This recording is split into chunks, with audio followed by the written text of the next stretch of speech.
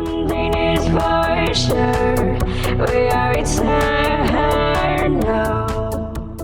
Hey, Composing Gloves here, and today we are going to take a look at the Fruity Delay plugin, Fruity Delay 2 in FL Studios.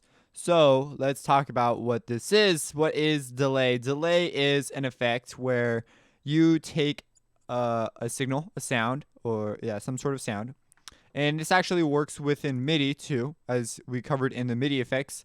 And I'm not the biggest fan of this right here, just because you do not have that much control. It makes more sense and is more intuitive as an audio effect. So audio gets sent into this delay unit, and it gets held back a little bit while the original signal goes out, and then this lets the signal out again, and you get this delay. Now, you do not have control over the amount of delays.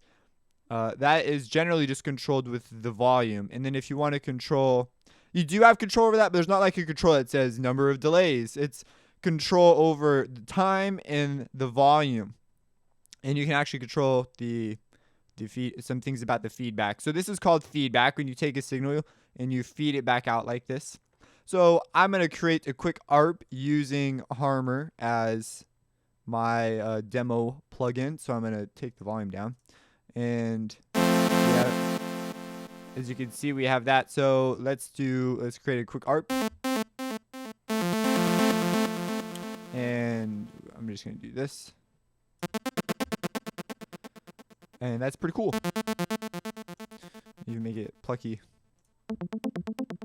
And that's the delay working. So without it, we got nothing. So we turn it on, and immediately we got something pretty cool. So we have our input, and we have the panning of the input as it comes into Fruity Delay. So you can have a stereo signal. You can have it pan left, and you can pan the feedback. So as it comes in, you can pan the feedback left to right.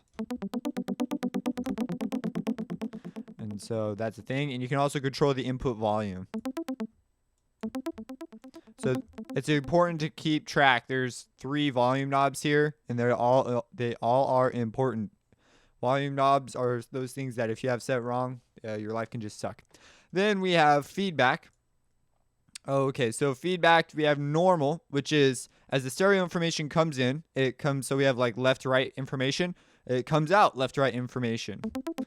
So left is still left, right is still right. Inverted, it will flip this. So if we had, for whatever reason, on our track here, if we had our right for left and left for right, or they were two, let me say this again. So we have a left channel and a right channel. If for whatever reason our left channel has different stereo information than the right channel, which is very possible with panning effects, but let's say they're radically different, then invert will switch that around so that the delay plugin will output a delay that has the panning backwards. So your left signal would be inverted to be panned out your right, and your right signal would be inverted to pan out your left.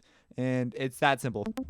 Now, ping pong is a bit of a unique one. As the delayed signal, so we have this delayed signal, comes out, when it reaches the maximum left, it will then go to the right. And when it reaches the maximum right, it'll go to the left, and vice versa. So right now, it's not making that big effect because we have not panned it anywhere. So let's pan it to the left.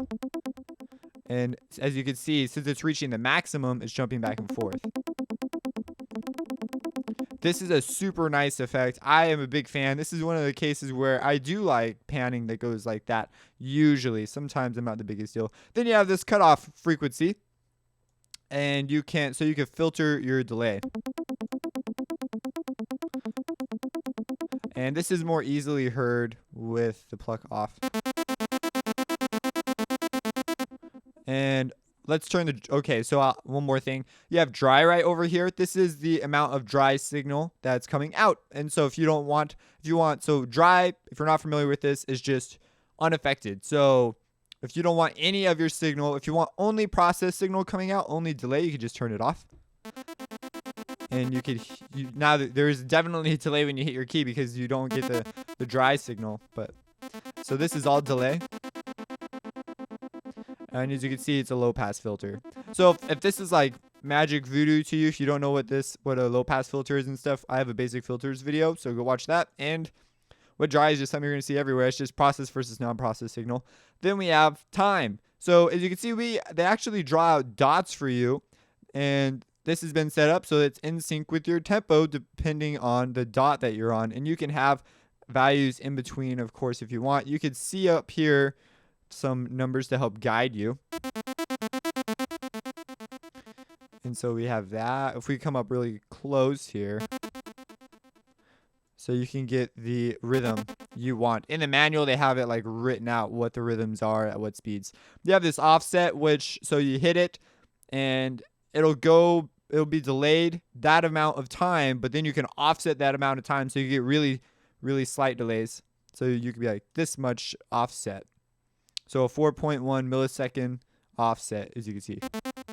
And you might be saying, what the junk do I need freaking 4.1 millisecond offsets for? Well, let's say that you're doing this normal and this is not an ARP. This is just a pad. If you've ever copied a vocal, if you've ever had a vocal and you've copied it and delayed it by a little bit to make it sound like bigger or, whatever, it's basically a chorus effect. This is also accomplished through delay. Delay is used for stereo imaging and mixing. It is a great tool for that. And so let me take the panning back to the middle.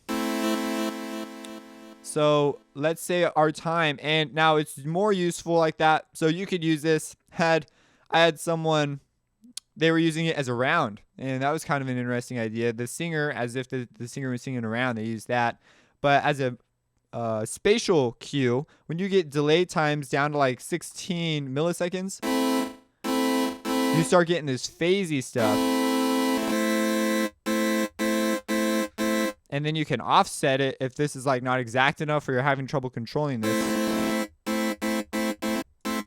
Now there's something you should be aware of when you're doing this. You are messing with phase. So if you're listening to on mono speakers, you're going to get like one mono speakers. That's kind of a contradiction. So if you're listening to in mono, you're going to have phase cancellation because one speaker is trying to output both these signals. Left to right though, this can help with your cue. You'll be able to fit more in your mix because you're able to more clearly discern where things are when you have cues like this. So we're using a timing cue here, and so as your left speaker hits first, your right speaker will, or vice versa, will hit second, and your brain will be like, oh, the sound is like this, and you'll actually get more space in your mix. So as you move closer, there's a point where it's happening so fast you can't hear it. It's kind of tough with a sound like this to do that. But you can hear some major differences. I'm sure you've even heard pads like this. Now, when you hear dance pads, like Feed Me has this pad that I'm like 99% sure it was a Harmer pad.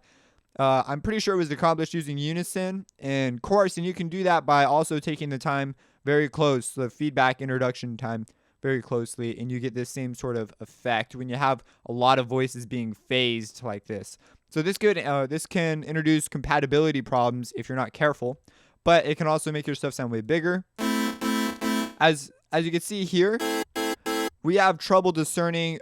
We know that something's happening and there's some sort of spatial thing happening, but it's happening way too fast for our brain to recognize it. Now, the point where this is called temporal fusion, and the point where it breaks down, the point where you're like, oh, this is two separate things, for transient sounds usually happens around, it could be as close as 4 milliseconds for some sounds, or as far away as, usually 4 is like an exceptional, like you have got some weird sound.